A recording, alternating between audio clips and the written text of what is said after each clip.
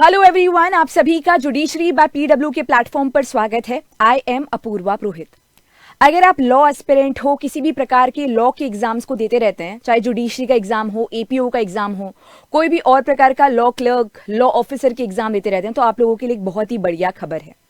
अगर हम बात करें 2025 की, तो बहुत ही बढ़िया बढ़िया वैकेंसीज निकल रही है और NIACL ने भी वैकेंसीज निकाल दी है एडमिनिस्ट्रेटिव ऑफिसर्स के लिए और लॉ ऑफिसर्स के लिए।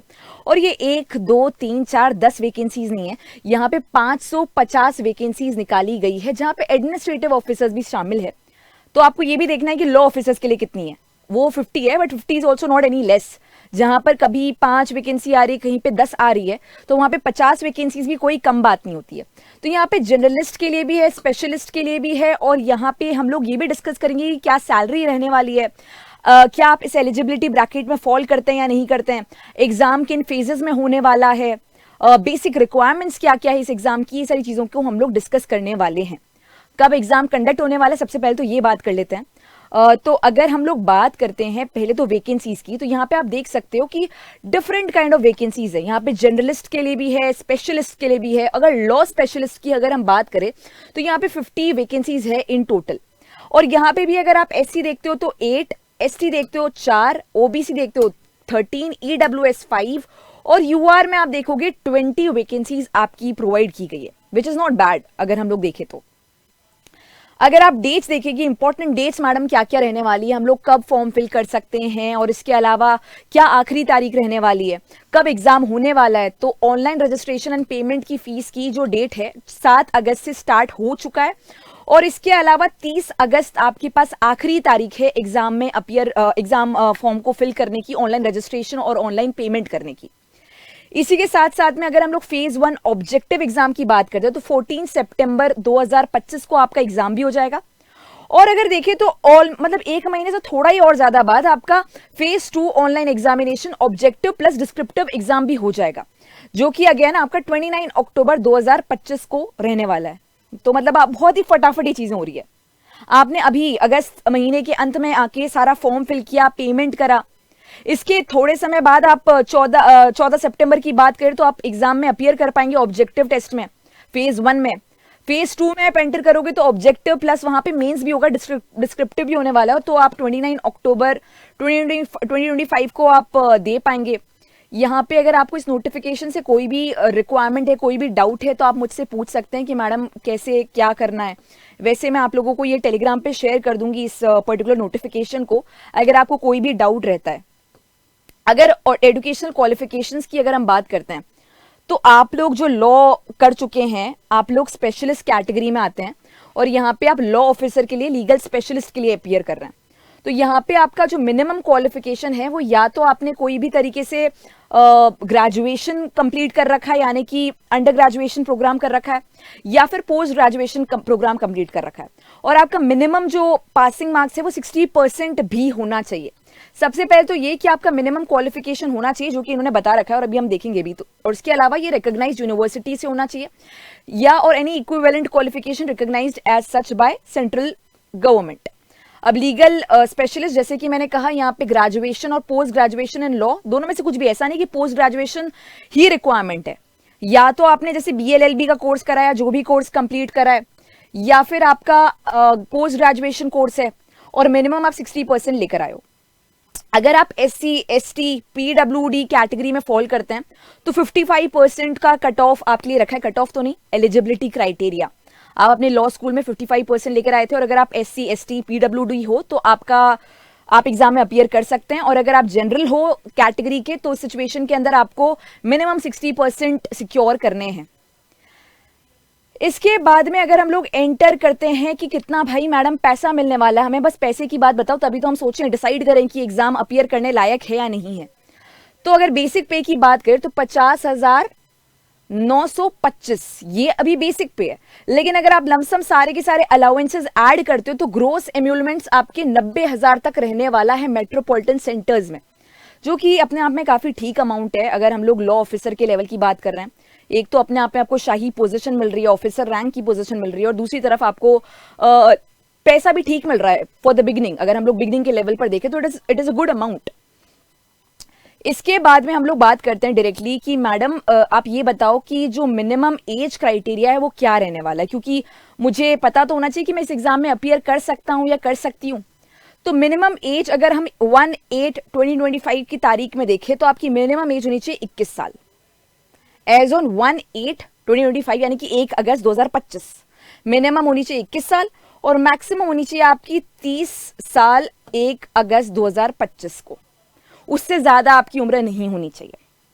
एज रिलैक्सेशन भी मिला है, जैसे हम लोग काफी सारे देखेंगे कि अलग अलग कैटेगरी में एज रिलैक्सेशन मिल रखा है। अगर हम शेड्यूल कास्ट या शेड्यूल ट्राइब की बात करें तो 5 साल का रिलैक्सेशन है, यानी कि 1 अगस्त 2025 को आप 35 साल के हो सकते हैं।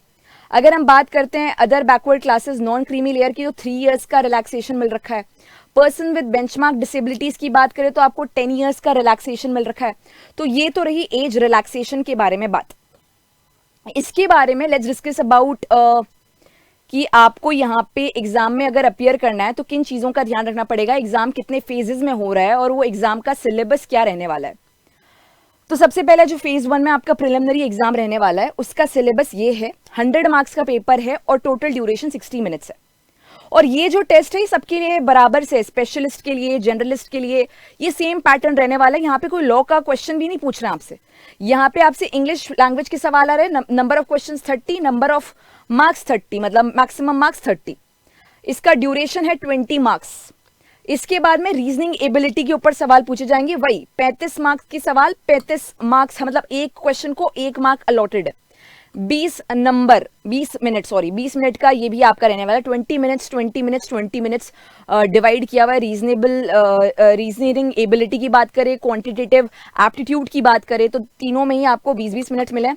इन दोनों को 35 मार्क्स दिए गए हैं और 35 मतलब एक सवाल का 1 मार्क, और इंग्लिश लैंग्वेज को 30 मार्क्स मिले हैं। टोटल मार्क्स आपकी 100 रहेंगे। और अगर हम बात करें ड्यूरेशन, बहुत इंपॉर्टेंट है, 60 मिनट्स का ड्यूरेशन रहेगा। और हर सब्जेक्ट को वैसे ड्यूरेशन अलॉट किया तो उसका भी आपको ध्यान रखना पड़ेगा। ऐसे नहीं कि 60 मिनट है मेरे पास तो इसको मैं 10 मिनट दे देता हूं, इसको मैं 40 मिनट दे देता हूं, ऐसा नहीं चलेगा। आपको ड्यूरेशन मिलेगा हर सब्जेक्ट के लिए। इसके अलावा आपको हर एक टेस्ट में भी क्वालिफाई करना इंपॉर्टेंट है। ऐसा नहीं कि इंग्लिश में हम लोग 100 आउट ऑफ 100 लेकर आ गए, 100 आउट ऑफ 100 तो क्या 30 आउट ऑफ 30 लेकर आ गए, लेकिन क्वांटिटेटिव एप्टीट्यूड में मेरे 5 ही मार्क्स आए। आपको इस हर एक टेस्ट में मिनिमम जो मार्क्स हैं आपको NICL के द्वारा बताए गए हैं वो सिक्योर करने बहुत ज्यादा इंपॉर्टेंट है। इसके अलावा ये जब आपने टेस्ट को पास कर लिया तो आप मेंस एग्जाम में एंटर करते हो, फेज 2 में एंटर करते हो, जो कि ऑब्जेक्टिव और डिस्क्रिप्टिव दोनों रहने वाला है। यहाँ पे ऑब्जेक्टिव आप देखोगे तो टेस्ट ऑफ जनरल अवेयरनेस रहेगा, टेस्ट ऑफ रीजनिंग रहेगा, इंग्लिश लैंग्वेज का टेस्ट है, एक सेकेंड, हाँ इंग्लिश लैंग्वेज भी है, टेस्ट ऑफ रीजनिंग भी है। 40 मार्क्स के क्वेश्चंस रहने वाले हैं, 40 ही सवाल है, मतलब भाई अगेन 1 मिनट। तो ये सारा ऑब्जेक्टिव का सिलेबस है आपका। यहाँ पे नया सब्जेक्ट आपके कौन सा ऐड हो रहा है, यहाँ पे आपका ऐड हो रहा है आपका स्पेशलिस्ट टीम। तो अगर आप मान लीजिए लॉ ऑफिसर के लिए, मान क्या लीजिए जितने लोग भी ये देख रहे हैं, आई एम प्रिटी श्योर कि वो लॉ ऑफिसर के लिए देख रहे होंगे, तो आपको यहाँ पे स्पेशलिस्ट स्ट्रीम से भी सवाल पूछे जाएंगे, यानी कि ऑब्जेक्टिव क्वेश्चन आपसे लॉ पे पूछे जाएंगे 40 और 40, मतलब एक सवाल का 1 मार्क, तो 40 मार्क्स आप सिक्योर भी कर सकते हो लॉ में। मैम लॉ के कौन से सब्जेक्ट्स होंगे तो मैं आपके सामने लेकर आऊंगी, लिस्ट शेयर करूंगी, बट प्राइमरीली आप समझ सकते हो कि जो भी मेजर लॉज हैं और जो पॉपुलर माइनर लॉज हैं उन्हीं से सवाल पूछे जाएंगे। आपका बेसिक लीगल IQ को ही चेक किया जाएगा। यहाँ पे टोटल मार्क्स जो है 200 मार्क्स का ये पेपर रहने वाला है और आपका ड्यूरेशन 150 मिनट्स का रहने वाला है। ये जो टेस्ट है आपका डिस्क्रिप्टिव टेस्ट रहने वाला है, 30 मिनट ड्यूरेशन विद 30 मार्क्स।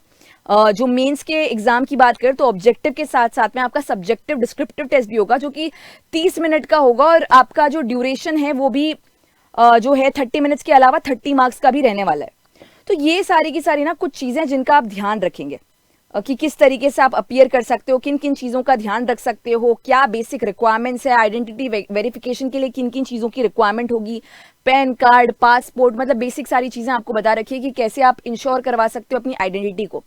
कुल मिला के ये जो पूरा के पूरा नोटिफिकेशन है ये मैं आपको अपने टेलीग्राम पे शेयर कर दूंगी, और उसके बाद में आप डाउनलोड भी कर सकते हैं बहुत ही आराम से, और यहाँ पे ऑफिशियल वेबसाइट पर जाकर अपीयर भी कर सकते हैं, मतलब एनरोल भी कर सकते हैं कि मैं इस एग्जाम को देने में इंटरेस्टेड हूँ। और जैसे कि मैंने कहा आपके पास अगस्त का आखिरी दिन तक आपके पास मौका है एग्जाम में अपीयर करने का। तो आई पर्सनली फील कि आपको इस एग्जाम में अपीयर करना चाहिए, बहुत ही बढ़िया एग्जाम है। एंड लॉ की नॉलेज के अलावा यहाँ पे reasoning ability, quantitative approach, English language, इन सब के ऊपर भी आपकी नॉलेज प्रॉपर होनी चाहिए। अगर आप 1 अगस्त 2025 की तारीख में आपकी मिनिमम एज 21 साल है और मैक्सिमम आपकी 30 साल है तो इस एग्जाम में ज़रूर अपीयर कीजिए।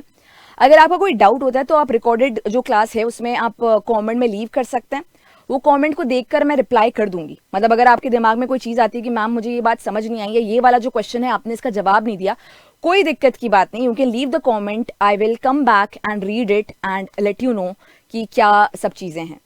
अभी जुड़ने के लिए धन्यवाद, और कोई भी डाउट आए तो you can ask me. Thank you so much, bye bye and take care.